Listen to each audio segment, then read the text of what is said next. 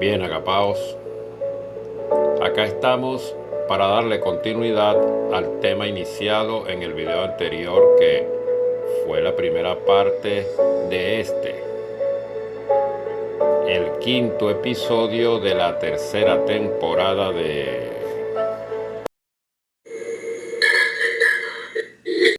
el podcast Despertando Conciencias.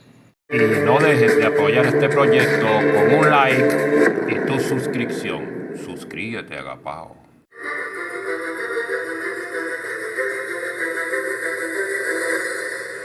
Bienvenidos.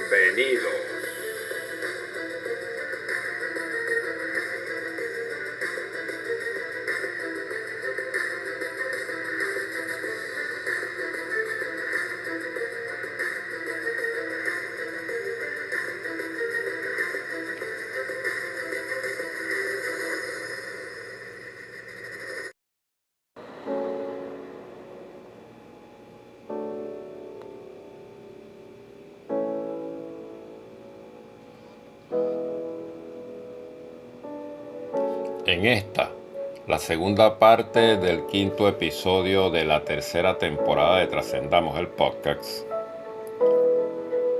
voy a esforzarme para que mi participación sea muy poca, pues quien tiene que ser escuchado, sobre todo si eres de los que nunca lo escuchó o de los que escuchó solo de forma superficial, al maestro Luis Ravixa me refiero.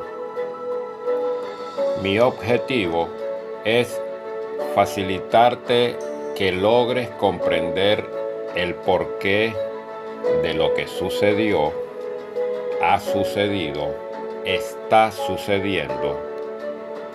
Y si no, te pones las pilas y te sumas ya a quienes hemos abandonado el rebaño, si es que aún estás en él, pues de no hacerlo pronto, se hará muy cuesta arriba lograr torcerle el rumbo a los planes de esta élite oscurati gringo-anglo-sionista europea. Así que desde ya voy a pasar a dejar la voz del maestro Ravixa explicando de forma magistral lo que aún muchos desconocen. Tú solo no te dejes distraer por nada y centra tu energía y tiempo en escuchar con tensión positiva, agapao. Escuchemos la voz del maestro Luis. ¿Qué más decirte? Está escrito, no hay mucho para agregar. Con el correr de las conferencias vas entendiendo el desarrollo y el rompecabezas general, y esto choca con tus creencias y con tus conocimientos y te puede sacudir, pero es la verdad. En 1872, antes de la muerte de Giuseppe Mazzini, que ocurre en este año, él crea otro líder revolucionario. ¿Recuerdas que una de las estrategias era crear revoluciones, grupos de revolucionarios antagónicos y belicosos, llamado Adrián Lemmy, su sucesor? Lemmy sería luego sucedido por Lenin y Trotsky, y luego por Stalin. Las actividades revolucionarias de todos estos hombres fueron financiadas por los Rothschild. En 1873, extendiendo el imperio industrial, las deficitarias minas de cobre Río Tinto en España son adquiridas por un grupo de inversores extranjeros, incluyendo a los Rothschild. Estas minas representaban la mayor fuente de cobre de Europa. Yo no sé cuáles son tus creencias políticas, no sé qué piensas políticamente. Solo te puedo decir que estos son hechos objetivos y reales que tú puedes identificar e investigar. Y que en el ebook que te vamos a proporcionar al final de la serie de conferencias tendrás la bibliografía en la cual confirmar la veracidad de todas estas afirmaciones. Por supuesto, bien ocultadas, bien disimuladas, bien distorsionadas, en base a la información oficial, entre comillas. En 1875, el 1 de enero, Jacob Schiff, ahora hijo político de Salomón Lev, después de casarse con su hija Teresa, toma el control de la casa bancaria Kuhn, Lev Co. y continúa con la financiación de la Standard Oil Company de John Rockefeller, del imperio del ferrocarril de Edward Harriman, ¿recuerdas? Y del imperio del acero de Andrew Carnegie.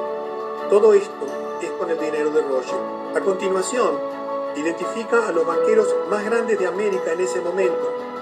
J.P. Morgan, que controla Wall Street, como hasta el día de hoy, los Drexel y los Beatles de Filadelfia. Todos los demás banqueros o financistas, grandes y chicos, bailaban con la música de estas tres grandes casas bancarias. Schiff luego induce a la rama europea de los Rothschild para la creación de las filiales europeas de los tres grandes bancos. Por eso, si estás en Europa, existe la banca Morgan allí. En el entendimiento de que Schiff y por lo tanto Rothschild sería el jefe de la banca en Nueva York y por ello en todos los Estados Unidos. 1875. Si habrán tenido tiempo en este más de 100 años para extender su dominio, y si en tan pocos años que te estoy describiendo habían logrado tanto poder, imagínate la multiplicación exponencial del poder del dinero, la industria, el comercio, las fábricas militares, el poder militar y político. N.M. Rothschild & Sons realiza, esto es una historia muy importante, porque te va a mostrar en una historia mucho más cercana a ti y a mí, cómo dominan los países utilizando todo tipo de descubrimientos, todo tipo de grandes logros, de grandes realizaciones monumentales en la historia de la humanidad.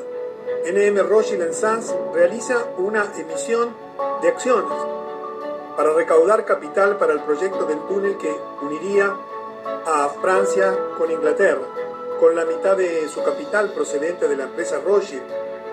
¿Recuerdan la compañía que habían fundado en Francia allí para crear el ferrocarril del Camino del Hierro del Norte?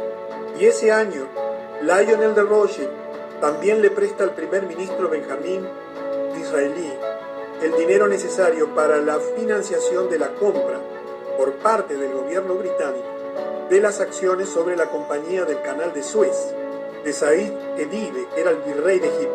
Esto se hizo porque los Rothschild necesitaban esa vía de acceso que se realizaba por un gobierno que era controlado por los ingleses, para así utilizar ese gobierno militar protegiendo sus grandes intereses comerciales en el Oriente Medio. Y escucha la historia de lo que se vivió en Egipto como consecuencia de esta situación. El hito más importante en el devenir político de Said Edib, conocido mundialmente como Bajá, rey de Egipto, fue la inauguración del Canal de Suez en 1864, uno de los más importantes enclaves económicos del siglo XIX, al conectar el mar Mediterráneo con el Golfo de Suez, en definitiva, Europa con Asia. A pesar de ese triunfo, el empeño que puso Bajá por mantener a Egipto dentro del proyecto, pues corría el riesgo de que todos los beneficios fuesen a parar a Gran Bretaña y Francia, los otros socios, acabó por quebrar las ya de por sí frágiles reservas económicas de Egipto. La deuda pública de Egipto se devaluó un 30% en el período en que Bajá estuvo al frente del gobierno egipcio, lo que provocó el estallido de un violento movimiento nacionalista dirigido por el coronel Arabi Pasha. Como medida para sofocar esa revuelta, Bajá cometió un error decisivo para su propia carrera política y para el devenir de su país. Vendió a Gran Bretaña, entre comillas, porque en realidad el dinero no era de la Gran Bretaña, era de los Rothschild, gran parte de las acciones egipcias de la Compañía del Canal de Suez, con el fin de obtener dinero con que pagar a sus tropas. Evidentemente, aunque el dinero llegó a Bajá, quien se mantuvo en el poder, hipotecó el futuro de Egipto en manos británicas. Y este tipo de historias las ves repetidas a lo largo y ancho de la historia de la humanidad moderna, permanentemente, demostrando el inmenso poder que ya habían acumulado para ese momento, porque recuerda que para fines del siglo XIX se calculaba que tenían el 50% de la riqueza mundial en su poder. En 1876, Otto von Bismarck, ministro y presidente del Consejo de Ministros alemán, afirma lo siguiente. Esto fue dicho por un estadista de prestigio mundial, alemán, y recuerda que Alemania iba a ser utilizada para las guerras mundiales, para fomentar el odio en el centro de Europa, para masacrar a los judíos, como después verás, para repartir el botín de Europa entera desde ese centro de poder. Ese hombre, que en ese momento era un estadista reconocido mundialmente, declaró: la división de los Estados Unidos en dos federaciones de igual fuerza se decidió mucho antes de la guerra civil entre los sureños y los norteños, ¿recuerdas? Por el alto poder financiero de Europa.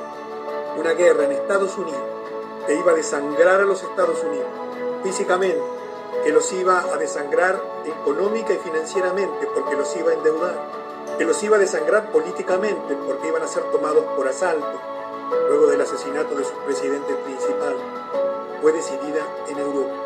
Estos banqueros tenían miedo de que los Estados Unidos, si se quedaban en un bloque y como una sola nación, alcanzaría independencia económica y financiera, que podría alterar su dominio financiero sobre el mundo. La voz de los Rothschild predominó. Previeron el botín enorme a lograr si se puede sustituir una vigorosa república, unida y autosuficiente, por dos democracias débiles, endeudadas con los bancos. Por lo tanto, encomendaron a sus emisarios a fin de explotar la cuestión de la esclavitud, de modo de cavar un abismo entre las dos partes de la república. Y aquí te recuerdo en 1776 a Adam Weishaupt, que ya te mencioné. ¿Recuerdas lo que él escribió? Fomentar putas internas, generar grupos antagónicos, desangrando permanentemente a los países en luchas internas y fratricidas entre hermanos, en este caso, entre esclavistas y contrarios de la esclavitud. En 1880, y fíjate la celeridad de los acontecimientos, comenzamos esto menos de 20 años antes, en el 61, agentes de Rothschild comenzaron a fomentar en Rusia una serie de pogroms. Los pogroms son levantamientos, como dice aquí abajo textualmente, más o menos organizados contra un pueblo o etnia por parte de la población civil, en que se atacan sus viviendas, propiedades y personas. Por antonomasia reciben ese nombre los disturbios antijudíos, ocurridos en Europa desde el inicio de la era común hasta el siglo XX. Agentes de Rothschild comenzaron a fomentar en Rusia una serie de pogroms, pero también en Polonia, en Bulgaria, en Rumania. Estos levantamientos resultaron en la masacre de miles de judíos inocentes, impulsando la huida de aproximadamente 2 millones, principalmente a Nueva York, también a Chicago, Filadelfia, Boston y Los Ángeles. La razón de iniciar estos pogroms era crear una gran base judía en América, que cuando llegaran serían educados para registrarse como votantes demócratas. Unos 20 años después, esto daría lugar a una masiva base de poder demócrata en los Estados Unidos, a ser usado para elegir a la presidencia a hombres dependientes de Rothschild, como documentadamente lo fue, y después te vas a enterar, Woodrow Wilson, para llevar a cabo las órdenes de los Rothschild. Yo conozco de estas cosas porque hace muchos años que las leo, las estudio, tengo muchísima información que te podría dar, pero me pongo de tu lado en este momento y me detengo. Es un asalto a tu cultura, es un choque contra lo que conoces y te han enseñado desde niña y desde niño, mentira tras mentira, sentado en un pupitre, llenándote de libros que muestran una historia absolutamente falsa. Y comprendo que es polémico y que quizás afecte tus creencias, como te lo he comentado anteriormente, pero créeme que en toda esta información hay veracidad y honestidad, y si dudas, averigua y estudia. Y digo esto con un absoluto respeto por ti y por mí. En 1881, el presidente James Garfield, el 20º presidente de los Estados Unidos, que solo duró 100 días, afirmó 2 semanas antes de ser asesinado, y te vas a asombrar lo que te voy a contar cuando lleguemos al asesinato de Fisher y Kennedy. Quien controla el volumen de dinero, decía este presidente, y ya esto lo has escuchado del presidente Adam Watson y también de Lincoln, quien controla el volumen de dinero en nuestro país es dueño absoluto de toda la industria y el comercio. Cuando usted se da cuenta que de una forma u otra. Todo el sistema es muy fácil de controlar por unos pocos hombres poderosos. Usted no tendrá que averiguar demasiado para saber cómo se originan los periodos de inflación y la depresión. En ese mismo año, Edmond James de Rothschild tiene un hijo de Maurice de Rothschild. Quiero que sepas, y te lo comenté anteriormente, todos los presidentes que se intentaron asesinar o se asesinaron tienen un hilo conductor en común. Se opusieron a la banca Rothschild, intentando retener el control de la emisión de moneda en el propio gobierno, en el pueblo, y no en un banco central privado. Y por eso fueron asesinados. Hemos llegado al final de esta etapa. Nada más que 20 años hemos podido cubrir, porque los acontecimientos se precipitan. Verás cosas sorprendentes en la quinta parte de la dinastía Rothschild. Bien, agapaos. Había pensado hacer algunas puntualizaciones en algunas partes de lo que nos explicó el maestro Luis Ravizza, pero se ha alargado mucho y no hay tiempo para más. Voy a dejarlo para el inicio de la tercera parte de el quinto episodio de la tercera temporada de Despertando Conciencias. Y no dejes de apoyar este proyecto con un like y tu suscripción. Suscríbete, agapao. Me despido como siempre. Tu Pananchis Cac, fuerte con brazo para cada uno.